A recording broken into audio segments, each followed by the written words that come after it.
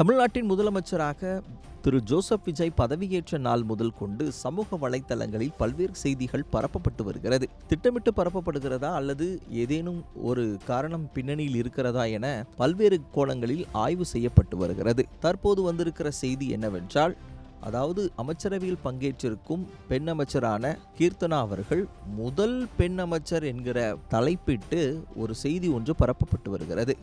இதற்கு சோசியல் மீடியாவில் பல்வேறு கருத்துக்கள் பரப்பப்பட்டு வருகிறது. தமிழ்நாட்டின் முதல் பெண் அமைச்சர் யார் என்கிற கேள்வி சமூக வலைத்தளங்களில் எழும்பியிருக்கிறது. குறிப்பாக தமிழ்நாட்டின் முதல் பெண் அமைச்சர் என்ற பெருமையை பெற்றது ருக்மிணி லட்சுமிபதி என்ற பெண்மணி. 1946ஆம் ஆண்டில் சுகாதாரத்துறை அமைச்சராக பதவியேற்றிருக்கிறார். இவர் சபாநாயகராகவும் பதவியேற்றிருக்கிறார்.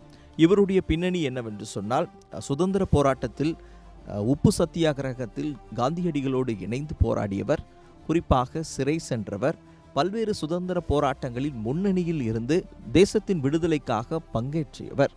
இவருடைய செயல்பாடுகளை அறிந்த இந்திய தேசிய காங்கிரஸ் இவர்களுக்கு பல்வேறு பதவிகளை கொடுத்து முக்கியமான கமிட்டியில் இடம்பெற்றிருப்பதனால் இவரை அமைச்சரவை பட்டியலிலும் காங்கிரஸ் இடம்பெற்றிருக்க வகை செய்தது.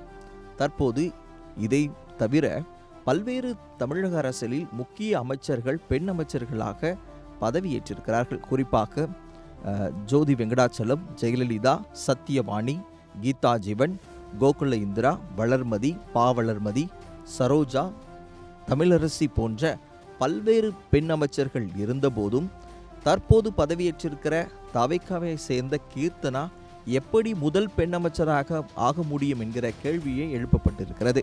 இதற்கு பதிலும் சமூக வலைத்தளங்களில் பரவி வருவதால் தற்போது இந்த செய்தியை உங்களுக்காக வழங்கியிருக்கிறோம்.